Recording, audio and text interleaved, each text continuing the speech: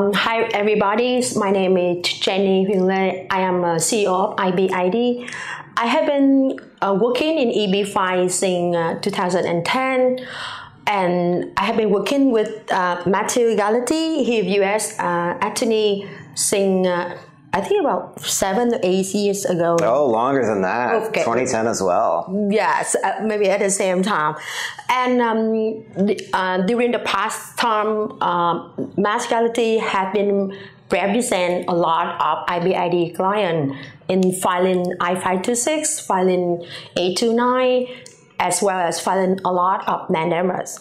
So since at the reasons, USCIS delays in processing I-526 cases for Vietnamese investor. So this is about EB-5 client. I have a lot of clients have submitted I-526 since 2018 and still not adjudicated yet. So a lot of clients they are interested in doing the mandamus. So I would like to know a little bit about the mandamus, since you represent a lot of Vietnamese investors in filing the mandamus, and you have like successfully fighting with the government to get the case approved. We have. So at first, can you like share a little bit, like a lot of people don't understand what is the mandamus and how it's working. So, well, mandamus is a Latin term, basically meaning we command. But basically, what it boils down to is a lawsuit against the United States federal government. Yeah. The United States is a democracy. We're a nation of laws. And probably the most important law when it comes to immigration is this law called the Administrative Procedure Act. The Administrative Procedure Act requires agencies like USCIS, like the Department of State, to handle applications presented to them within a reasonable period of time, right? The question is, what is reasonable? Yeah. And that question is going to vary from court to court, from case to case. Our goal with a mandamus lawsuit is obviously to get it over as quickly as possible, to initiate the lawsuit, allege that the case is not being processed within a reasonable period of time, and then arguing that a judge should intervene and order the government to process the case. So since you just mentioned about a reasonable period of time, so like how long since the submitting I-526 to USCIS is considered as reasonable period of time? That's going to vary from court to court, judge to judge. We've had some courts saying that a delay of 5 months is unreasonable. We've had some courts say a delay of 4.5 years is reasonable. So it really just depends. And if you're looking to file mandamus, you need to work with an experienced attorney that'll set your expectations as to what that kind of case would entail, as well as coming up with the best strategy of where to file your case. I see. I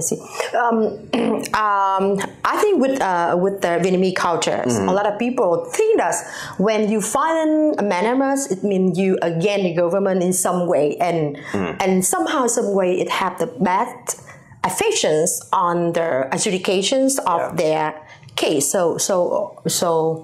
This is the #1 question we get. You're asking about retaliation.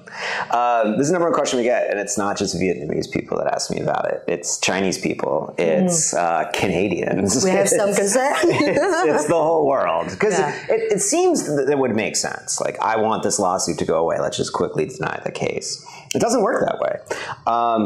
It's always possible that it could happen, but having done this several hundred times, we've seen no evidence of it whatsoever, right? So I understand why it's a concern, especially if you're coming from a legal tradition like Vietnam's. Okay. But in the United States, I've just never seen it. Everyone I've ever talked to has never seen it. If this were a thing, we wouldn't do it. We wouldn't file mandamus if retaliation was a big concern. I see. So if filing the I-526 mandamus, so how long the case have the result counted at the time of the first submitting the mandamus? So a mandamus lawsuit is kicked off by filing something called a complaint, right? So the complaint is filed online, actually. The filing fee is $402. And A couple days after filing the complaint, whatever court that you're suing in will issue a court order called a summons, right? Now, if you've ever seen the movies and you've ever seen someone jump out from behind a bush and say, you've been sued or something like that, what they're doing is delivering a summons. We don't get to jump out behind bushes to sue the government. Instead, what we do is we package up the complaint in the summons and send it to them in the mail. The government then has 60 days to respond to the lawsuit after the lawsuit is delivered. I see. During that time, they have three options. They can, one, just adjudicate the case, right? So approval, RFE, denial, case is over, essentially. Two, they can contact me as the attorney for the investor and try to negotiate some sort of settlement for the case. Being like, Matt, listen, we're busy. We can't get to this right now. If you drop the lawsuit, we promise we'll get to it within 60 days, 90 days, 120 days, whatever the case may be. Yeah. Three, which does happen from time to time, and why you need an experienced mandamus attorney, is the government can decide to fight back. The government can say, no, we're not adjudicating this. This mandamus lawsuit is too aggressive, and you're going to have to get the judge to tell us to do it. And in so doing, they'll file something called a motion to dismiss, and at that point, the real litigation starts. So in what circumstance the court will dismiss the case, or USCIS decide to fight back? So I think USCIS's decision to fight back is going to depend on how long the case has been pending. Okay. Where the investor is from, and as well as the local culture of the office of the Department of Justice where you're suing, right? So I don't want to make this overly complicated, but if I'm suing in Washington, D.C. against USCIS, I'm dealing with a group of lawyers based in Washington, D.C.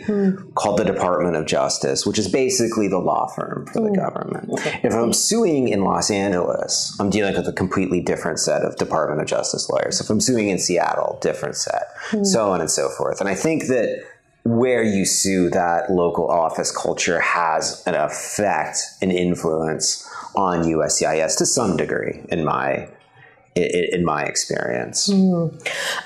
So there is one important note that I just get from your information. Since you mentioned that we can submit the mandamus in different courts at different states. Right. So since on our I-526 investors is location in Vietnam, as well, they are resident of Vietnam, so they're not actually living in any state in the U.S. So what courts that you usually submit the mandamus? It really is going to depend on the overall legal strategy. So I think that giving a very broad strategy on an interview like this is a bad idea. I will tell you, though, that as a matter of right, the investors can sue in Washington, D.C., because that's where the USCIS Immigrant Investor Program Office, IPO, is located. So you can always sue where the case is pending. Alternatively, you can sue where any one plaintiff resides if they're in the United States. So let's say hypothetically we have a Vietnamese investor and we have an investor that's already in the United States. Let's say they're Indian on an H-1B and they're living in Columbus, Ohio, for example, right? We have that fact pattern right now. We have a case pending in Columbus right now with that fact pattern. So the Vietnamese investors are able to pair with the H-1B Indian investor in Ohio, and then accordingly we can file a lawsuit in Ohio. Okay. So with your experience, do you think like the investor is better to do the mandamus by himself or doing the mandamus by a group of people? What is like benefits? What is the advantage and disadvantage of that?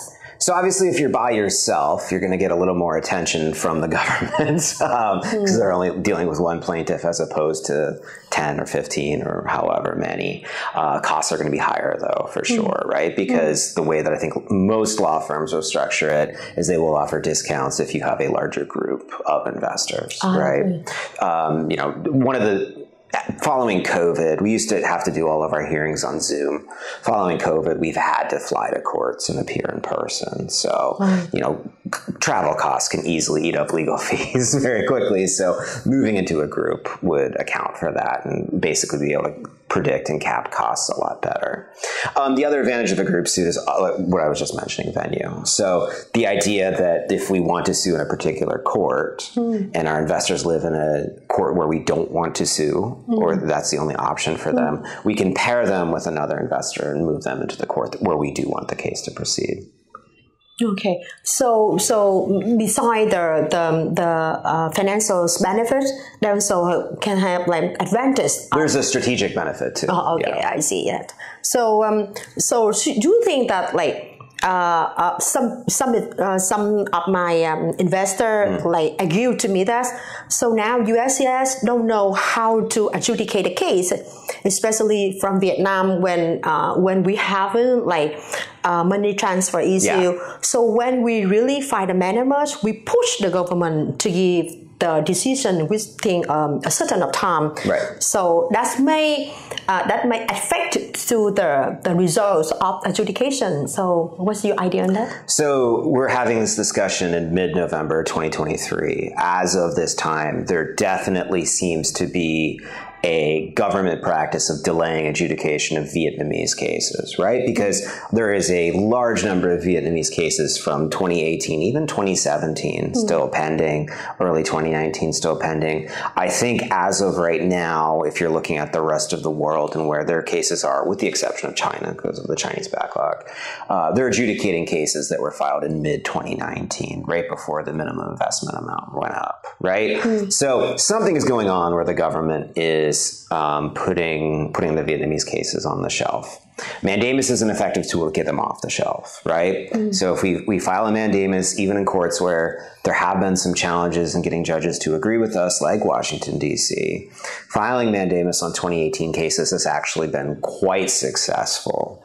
Early 2019 cases, quite successful. The overall concern about whether a case gets approved or denied is kind of outside the scope of mandamus. Again, there's no evidence of retaliation, right? There's no evidence that mandamus is ultimately going to change the outcome of a case. It just speeds it up. There's a lot of evidence of that, but there's not really any evidence that it changes the outcome, right? At least that I've seen and my colleagues have seen. So if you're speeding up the decision, know that the decision could be a bad decision. It could be a denial. Now, unfortunately, that would mean that the I-526 journey would end unless you were to file an appeal or file a federal court action on the denial. On the other hand, if your project has a refund clause for the 526, you could get your money back and move on with your life. Maybe the U.S. isn't for you. Maybe you want to do a different program, Canada, Portugal, wherever, right? You could use the money to do that, given their much more stable adjudication of Vietnamese clients, Vietnamese investors, Vietnamese startup applicants' applications. So there is some benefit in even rushing along a denial. That being said, and I want to be very careful yet clear on this issue, we've seen plenty of Vietnamese cases using the same money transfer agents to get the money out. Whether or not they file mandamus, it seems like about 50% get approved and 50% get denied. And I think it leads to a general pattern of arbitrary decision-making by the government.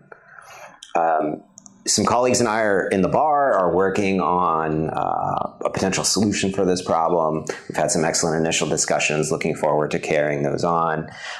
As you also may be aware, I represent the American Immigrant Investor Alliance. We filed a Freedom of Information Act request to get the documentation, the statistics on these issues. It's coming in 500 pages a month, so trickle, trickle, trickle. We'll have some by the end of the month for sure, which is, what, 2 weeks from now? At the end of the day, we don't have that knockout solution yet, but we're working on it. Trust me on that. So,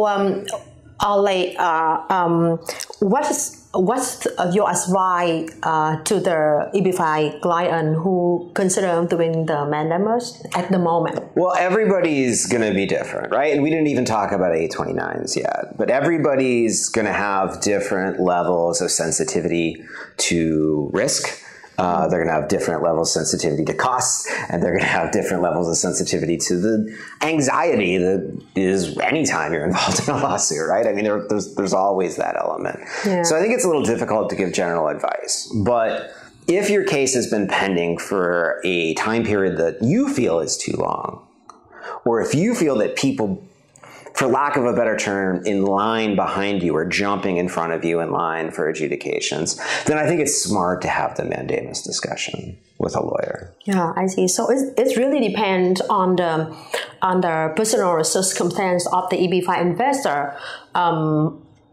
Then he can decide like if whether or not this is the right time to do the I-526 mandamus. Thank you so much, Matt, for your insights, information about it. Thank you so much.